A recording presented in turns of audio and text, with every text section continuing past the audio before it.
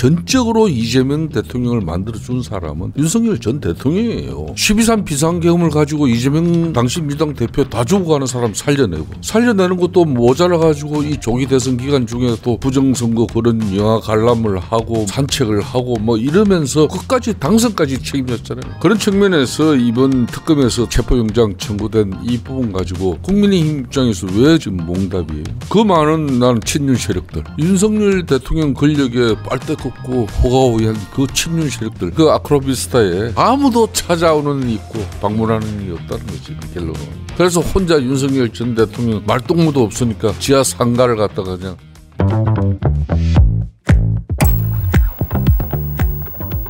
우리 정치 좀 잘 좀 부탁드립니다. 여의도를 부탁해 시간입니다. 오늘 김성태 전 국민의힘 원내대표 나오셨습니다. 예, 안녕하세요. 네.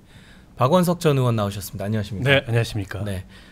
두 분 나오시니까 벌써 지금 댓글창이 많이 활발해지고 있는데, 특히 앵그리 성태, 오늘도 분노해줘라는 댓글이 눈에 띕니다. 특히 오늘 김성태 대표님을 위한 뉴스가 나왔습니다. 내란 특검이 윤 전 대통령에 대한 체포영장을 청구했고 더 이상은 끌려다니지 않겠다, 이런 태도로 굉장히 예상보다 빨리 영장을 청구했는데, 이 뉴스 보시고도 어떤 생각 드셨습니까? 또 살짝 좀 앵그리해지려고 그러고요. 네. 그러니까 이제 본인이 작년 12.3 비상계엄 그거는 정치적으로 큰 오판이었다. 네.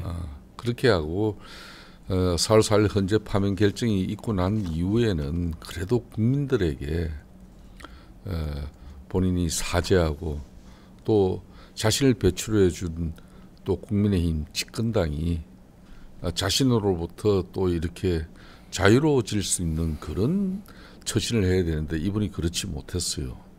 또 그런 측면에서 그러면 12.3 비상계엄이 그게 본인이 오판이라고 인정을 하지 않으니까 네. 자꾸 꼬이는 겁니다. 지금 현재 경찰이 3번이나 소환 조사를 필요로 해서 요청을 했으면은 응해 줘야지. 지금은 본인이 현직 대통령이 아니잖아요. 네.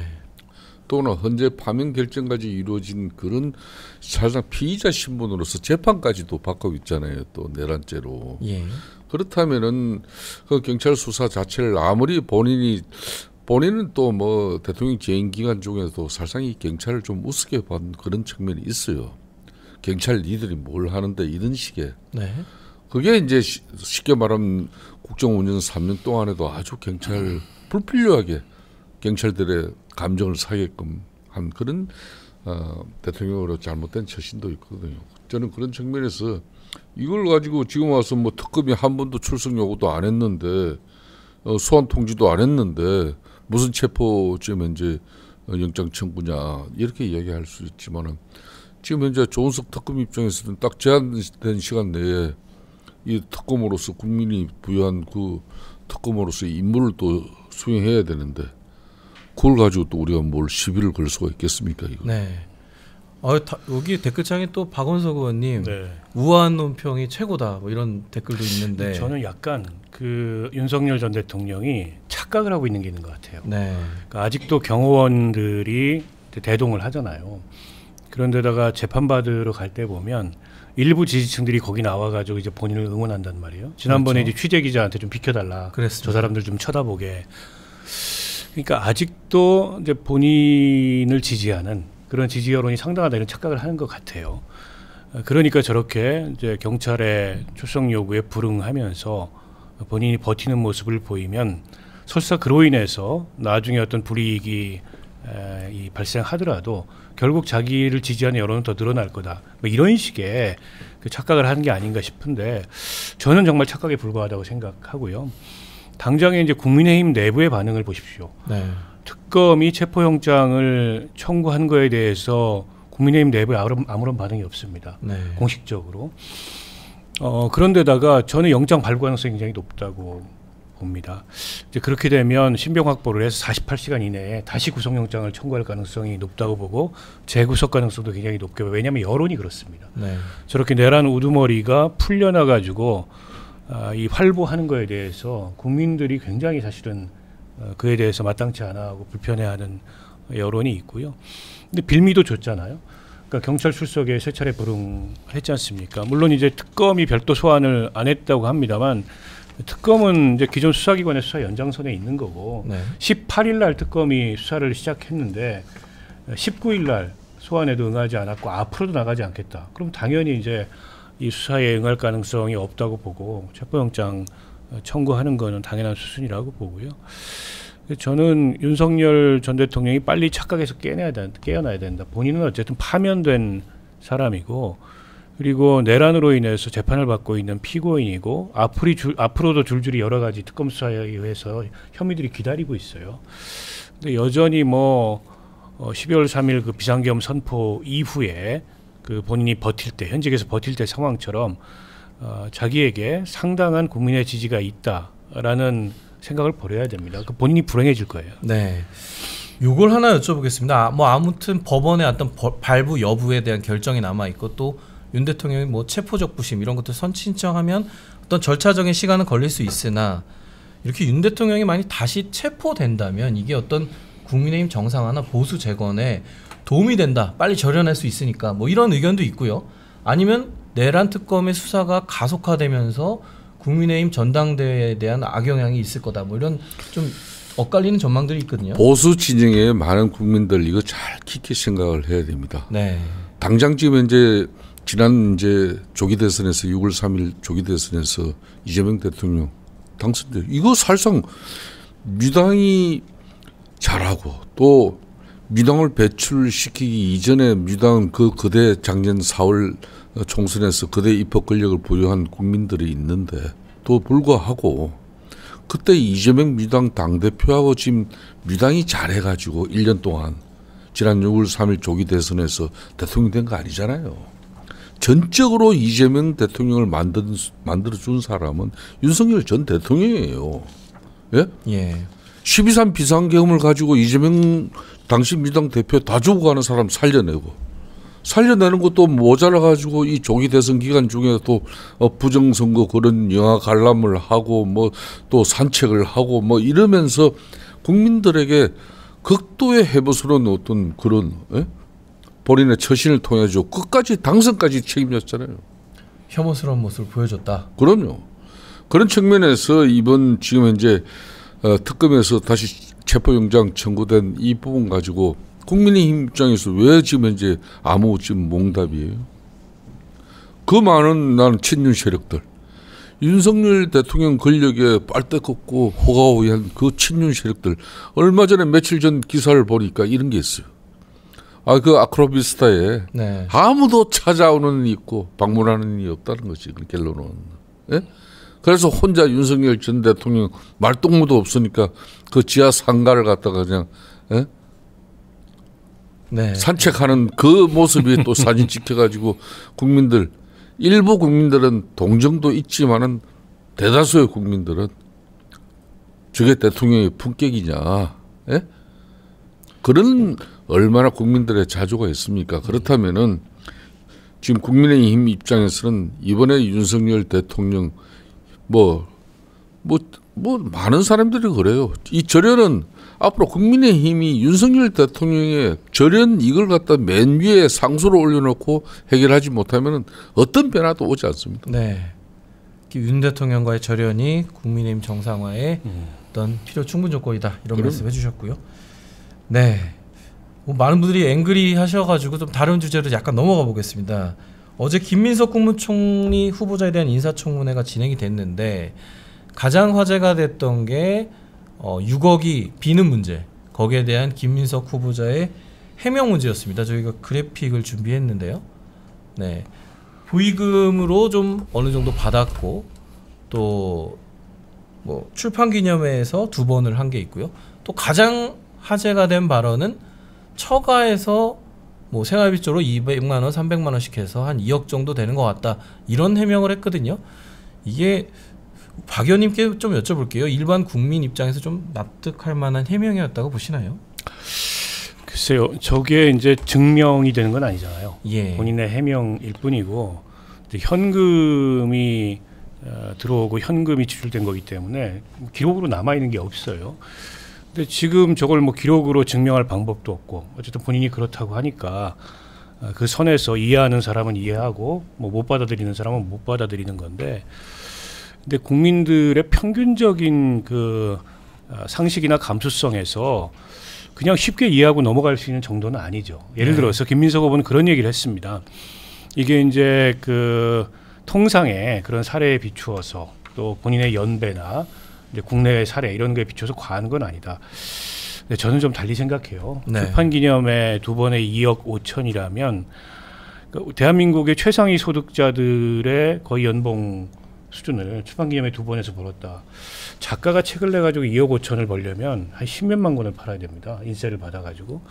근데 이제 정치인은 출판기념회 두 번 해가지고 그렇게 번다. 물론 출판기념회라는 게 정치자금의 우회로가 그동안에 돼왔고 지금도 그런 면이 있습니다. 여야 가릴 거 없어요. 네. 양쪽 다 행태가 비슷한데 근데 그거 개혁하자고 늘 얘기하지 않습니까? 근데 저게 떳떳한 얘기는 아니죠. 그러니까 이게 어쨌든 과거서부터 이어져 오는 구습이고 나도 거기서 자유롭지 않았고 그런 점에서 이제 국민들한테 송구한 측면이 있고 이 개선이 반드시 필요하다 이렇게 대답을 해야죠. 이게 통상에 비추어서 문제가 없다는 식으로 얘기하면 어떡합니까? 사과가 없었다는 거죠. 네, 저는 부적절한 답변이었다고 보고요. 경조사 뭐 1억 6천 그것도 그래요. 물론 이제 살아오면서 경조사라는 건 또 이제 뭐 주고받고 이런 게 있지 않습니까? 그럴 수도 있다고 보는데 그것도 일반 국민의 눈높이에서는 좀 과하다 이렇게 보일 수 있어요. 게다가 이제 김민석 후보자의 해명은 내가 현금을 쌓아놓은 적은 없다. 그때그때 들어오면 또 그때그때 썼다. 근데 출판 기념회 두 번에서 2억 5천이면 현금을 쌓아놓은 거죠. 네. 24개월 할부로 책값을 주지는 않았을 거 아니에요. 때문에 그 해명이 적절치 않아요. 물론 출판 기념회 별로 자유롭지 않습니다. 다른 정치인들도. 국민의힘도 자유롭지 않아요. 네. 자, 그러면 이런 겁니다. 어제 그 자리에 있었던 김민석 후보자와 민주당 청문위원들이 만약에 본인들이 야당에 위치해서 국민의힘이 배출한 총리 후보자가 저런 답변을 한다 그러면 양해하고 이해하고 넘어갈 수 있는 수준일까? 명백히 아니었을 거거든요. 네. 그러니까 이게 역지사지하고 내로남불 하지 말아야 되는 면이 있는데 늘 이게 청문회 하면은 역지사지는 안 하고 내로남불 해요. 또 이제 그런 장면을 보고 있는데 저는 결과적으로 저게 뭐 결격 사유가 돼서 낙마할 것 같지 않습니다. 그리고 저게 낙마 사유냐 이렇게 저한테 물어본다면 아니 이게 불투명한 시대의 관행이 거기에 포함되어 있기 때문에 저거 가지고 낙마하기에는 전례에 비추어 봐도 뭐 그냥 넘어갈 수도 있다 이렇게 생각해요. 게다가 워낙에 지금 여당이 절대다수 의석을 갖고 있으니까. 문제는 어떤 태도를 보이느냐예요. 근데 저는 어제 그 태도는 저 개인적으로는 좀 마땅치 않았습니다. 김 대표님 생각은 좀 다를 것 같습니다. 그렇죠. 많이 다르죠. 네. 이제 뭐 다른 정부도 아니고 이재명 정부의 초대 총리지 않습니까? 그렇습니다. 예? 그런 거 지난 특히 문재인 정권은 5년 동안도 그랬습니다만은 윤석열 또 정부 3년 동안 그렇게 해서 8년 동안 우리 국민들은 거의 도둑각 났잖아요. 그러니까 네. 이 총리는 가장 수준 높은 도덕성의 공직자들을 또 총괄하는 그런 자리예요. 그런 만큼 이재명 대통령 자신이 그 사법 리스크 때문에 막 이재명 대통령은 그렇다 칩시다. 대한민국 국민들이 다 아니까 네. 그 뭐 범죄 행위나 또 사법 리스크 오죽하면 현직 대통령이 12가지 범죄 사실 때문에 5개 재판을 받고 있는 중에 대통령 된 것도 이것도 기네스북에 올라가는 건데 지금 현재 김민석 총리 내정자 같은 경우는 그런 측면에서 이재명 대통령은 가장 수준 높은 도덕성을 요구하는 그 총리를 갖다 지명했으면은 최소한 이런 문제 정도는 없이 이제 국민들이 이 청문회를 지켜볼 수 있는 거 아니겠습니까? 근데 이 청문회 이 자체가 역대 지금 청문회가 총리 청문회가 지금 인사청문회법 만들어지고 난 뒤에 19번 있었어요. 네. 총리 청문회가. 19번 있었는데 이렇게 총리 청문회하면서 정인이나 참고인 한 명 없이 이렇게 깜깜이 청문회 하는 경우 봤냐 이거예요. 오로지 청문 후보자 그냥 내정자 김민석 후보자의 입에만 의존할 수밖에 없는 상황. 어제 하루 종일 답변하는 거 이렇게 제가 보니까 잘 모른다 앞으로 저걸 분석해가지고 보고를 드리겠다. 언제 분석해가지고 보고를 합니까? 근데 이렇게 증인 채택이나 이런 거에 대해서 좀 야당도 좀 투쟁심이 부족했던 거 아닌가요? 그러니까 이제 뭐 근본적으로 제가 그래서 이제 국민의힘이 크게 자정되고 변화돼야 되는 게 야당은요. 국민의 그러니까 신뢰가 기반된 그런 지지가 없으면 야당 못 해먹습니다. 네. 지금 봐요. 국회도 거대 입법 권력 민주당 중심의 여대 야수지 않습니까? 그건 절대 의석이에요. 거기다가 뭐 저항적 대통령 권력진 이재명 대통령 체제예요. 대통령이 지금 국민의힘을 뭐 제대로 대접할 리가 있겠습니까? 예? 집권당인 민주당이 국민의힘을 야당이라고 존중하겠습니까? 네. 오로지 존중하고 그나마 믿고 신뢰할 수 있는 사람은 국민들밖에 없어요. 그럼 그 국민들 눈높이에 맞는 이 당이 자정 노력을 통해서 변화를 가져가야 되는데 그런 자정과 변화의 노력은 자신들은 안 해요. 왜? 아프고 힘드니까, 상처나니까. 그 상처가 자기한테 또 칼이 되어 돌아올 수 있으니까. 네. 그러니까 변화하기 싫은 거예요. 그러니까 국민들 아직까지 마음 안 주고 있는 거예요. 그러다 보니까 지금 깜깜이 청문회 하는 겁니다. 깔끔하게 하나만 좀 짚고 나가겠습니다. 그러면 결론적으로 김민석 후보자 자진 사퇴해야 됩니까? 아니면 계속 가도 되는 겁니까? 이건요, 박원석 네. 의원께서 말씀하셨습니다마는 이재명 대통령이 총리 임명 안 할 이유가 하나도 없어요. 왜? 네. 절대 의석을 가지고 있는 민주당이 국회 차원에서 국민의 뜻으로 청문 동의 절차를 갖다 국회에서 의결을 할 거기 때문에 국회에서 의결된 총리 후보자를 갖다가 대통령이 그걸 임명 안 할 이유가 없는 거죠. 네.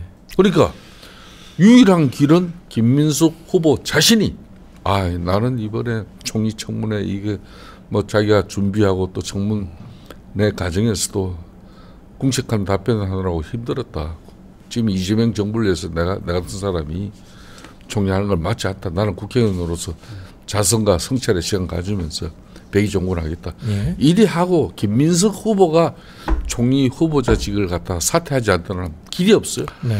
그러니까 사실은 뭐 소위 말하는 그 한방이 없었잖아요. 그렇죠. 야당 입장에서. 근데 그런데다가 이제 여론의 진폭을 낙마까지 거론될 만큼 만들지 못했어요.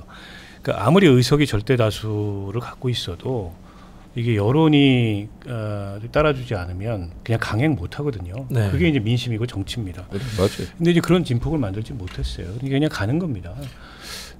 뭐 해명 안 되는 점이 있죠. 그러나 뭐 역대 그러면은 그 공직자 인사청문회에서 다 해명이 됐습니까? 그것도 아니거든요. 물론 이제 총리의 인준이라는 특성이 있는데 어떻게 하겠어요? 야당이 자기 실력이 부족하고 의석수가 부족한 탓을 해야지. 네. 제가 보기에 이 정도 여론의 흐름으로는 이재명 대통령이 임명 안 할 이유가 전혀 없죠. 그러니까 이런 겁니다. 제가 한 말씀만 더 네네. 보태면은 어제도 이제 국민의힘 청문위원들은 이게 뭐 자료 제출을 뭐 제대로 하지 않았고 또 뭐 후보 내정자가 성실한 답변이 되지 않고 있기 때문에 뭐 힘들다 못하겠다 뭐 이런 정도인데 그러면 과거에 봅시오. 박근혜 대통령 시절에 민주당이 그때 이제 정홍원 국무총리가 사퇴하고 난 이후에 처음에 이제 총리 또 지명한 사람이 안대인 전 대법관이었어요. 네. 청문 과정에서 민주당 그 엄청난 발품 팔아가지고 안대희 대법관 결국은 낙마할 사유를 국민들에게 동의를 구하는 이해를 구하는 그런 여론 행사하는데 성공했어요. 또 그래서 안대희 대법관 낙마시키고 나니까 그 다음 제시한 사람이 문창극입니다. 네. 그 양반도 또 민주당이 또 발품 팔아가지고 그렇게 해서 청문회 당일날 제대로 된 어퍼컷 날려가지고 결국은 박근혜 대통령이 이 사람까지도 임명을 못해요. 두 명의 총리를 낙마시킨 이후에 결국은 총리를 그 다음에 총리를 임명하게 되는 건데 네. 그런 측면에서 지금 국민의힘 위원들은 지금 현재 우리가 절대 의석 부족으로 제대로 된 자료 확보한 가운데 지금 현재 정부의 협조 없어 이 청문회 못 하고 있다. 이런 소리 입에도 꺼내면 안 돼요. 네. 야당 하려면 제대로 야당 망가짐 자세 가지고 새로 시작해야지. 옛날 맨날 윤석열 정권에서 그냥 그 집권 세력으로 그 볼상 사람 짓 했으면 반성하면서 세력 구해야지. 누가 자신들한테 지금 현재 김민석 청문회 끌어낼 수 있는 그 자료를 누가 갖다 주냐고. 네. 원래는 말이에요. 제대로 된 야당 같으면은 이 야당에게는 많은 국민들 공직자들 제보를 통해 가지고 그렇죠. 그걸로 가지고 쉽게 그렇죠. 말하면 끌어내리는 거예요. 네. 제대로 된 야당이 아니니까 국민적 제보나 공직자들 아무런 정보도 지금 들어오지 않고 있는 그런 고립무원이라는 사실을 국민의힘이 알아야 된다는 거예요. 아, 네, 그렇군요. 예, 굉장히 깊이 있는 논평 해주신 것 같습니다. 아무튼 김민석 후보자 오늘 인청 지켜보도록 하겠습니다.